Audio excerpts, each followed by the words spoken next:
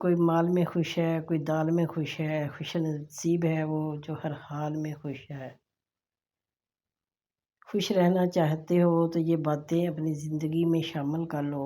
جو بات دل میں ہے اسے بولنے کی ہمت رکھو، جو بات کسی اور کے دل میں ہے اسے سمجھنے کی سمجھ رکھو۔ مرد کی کامیابی کے دھاگے کہیں نہ کہیں عورت ذات کے ہاتھوں ہی بنے جاتے ہیں، پھر چاہے وہ ماں کی صورت ہو، بہن ہو، بیٹی ہو یا شریک حیات۔ کچھ ایسے بن جاؤ کہ تمہیں دیکھنے والے تمہاری تربیت کرنے والوں کے حق میں دعا کریں۔ دل سے زیادہ محفوظ جگہ دنیا میں اور کوئی نہیں، اور سب سے زیادہ لوگ لاپتہ بھی یہیں سے ہوتے ہیں۔ ہم سب مشکل کام کرنے سے گھبراتے ہیں، حالانکہ آسانیاں مشکل کام کرنے سے ہی پیدا ہوتی ہیں۔ اللہ کھوئی ہوئی مسکراہٹیں واپس لانے پر قادر ہے۔ ٹوٹنے تک یہ کچھ نہیں ہوتے، ٹوٹ جائیں تو خواب ہوتے ہیں۔ کچھ مسائل کا مسئلہ یہ ہے، حل کرو تو خراب ہوتے ہیں۔ سب پرندے اڑ گئے ہیں دھیرے دھیرے چھوڑ کر، باغباں اب ہے اکیلا عمر کے اس موڑ پر۔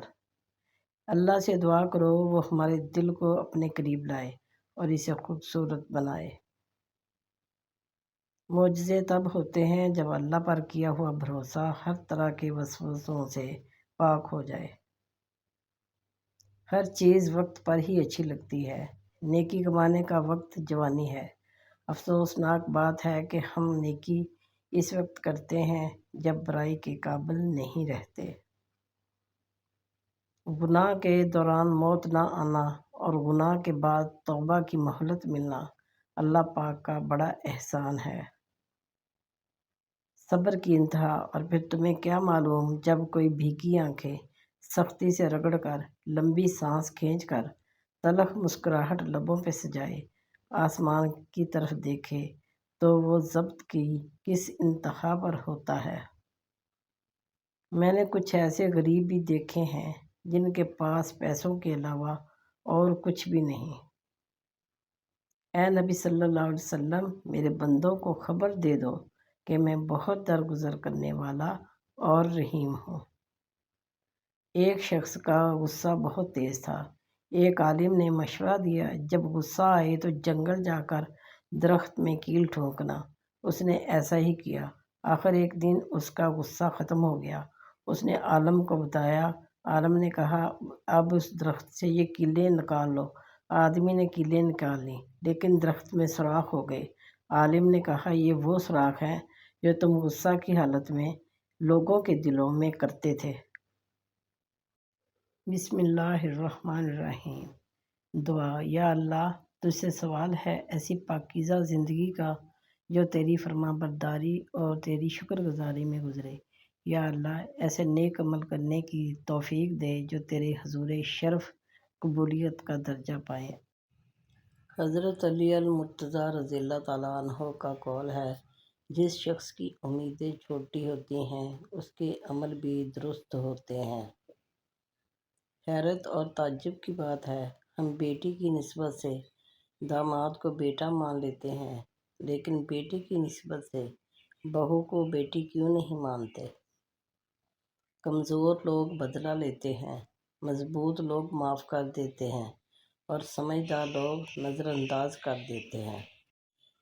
دل کو یوں بے وجہ نہ اداس کریں، اللہ ہے نا، آپ اس سے بات کریں۔ سچ تو یہ ہے کہ ہم سب سے زیادہ اپنا دل خود ہی دکھاتے ہیں۔ الحمدللہ رب العالمین۔ الحمدللہ کہیے اور یاد رکھیے، آپ کی زندگی ہزاروں لوگوں سے بہتر ہے۔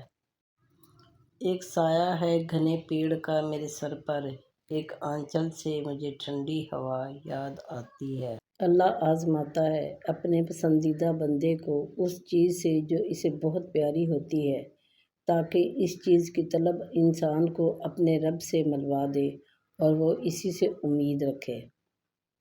تہجد بہت خوبصورت عبادت ہے، جہاں کچھ ملے نہ ملے لیکن رب ضرور مل جاتا ہے۔ ایک سکون ہے جب عادت ہو جائے بنا پڑھے سکون نہیں ملتا۔ گناہ کے دوران موت نہ آنا اور گناہ کے بعد توبہ کی مہلت ملنا اللہ پاک کا بہت بڑا احسان ہے۔ آزمائش بھی اللہ کی طرف سے تمہارے لیے یقین کا امتحان ہوتا ہے۔ ہو سکتا ہے تمہاری محبت کو ہی اللہ تمہارے نصیب میں لکھ دے۔ ہر چیز اپنے وقت پر ہی اچھی لگتی ہے۔ نیکی کمانے کا وقت جوانی ہے۔ افسوسناک بات یہ ہے کہ ہم نیکی اس وقت کرتے ہیں جب برائی کے قابل نہیں رہتے۔ اللہ کو پاؤ گے تو چین پاؤ گے، ورنہ تڑپتے رہ جاؤ گے۔ پتہ ہے محبت کیا ہے؟ وہ سارا دن ہمارے گناہ دیکھتا رہتا ہے اور صبح اپنے ہی فرشتوں کے ہاتھوں ہمارا رزق بھیجتا ہے۔ بے شک وہی اللہ ہے اور ہر یقین کے بعد منزل کن کی ہے۔ اللہ آپ کا انتظار کر رہا ہے۔ یقین جانیے یہ درد کا ڈھیر، ان گنت آرزویں، یہ تمہارے غم اور تمہاری ہر دعا کا جواب رات کے 1/3 حصے میں ملے گا۔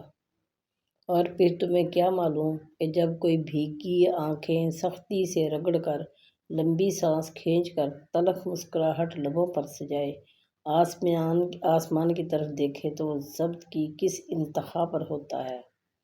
صبح جلدی صرف 4 چیزیں اٹھاتی ہیں: محبت، ماں، محنت اور مجبوریاں۔ اللہ سے دعا کرو وہ ہمارے دل کو اپنے قریب لائے۔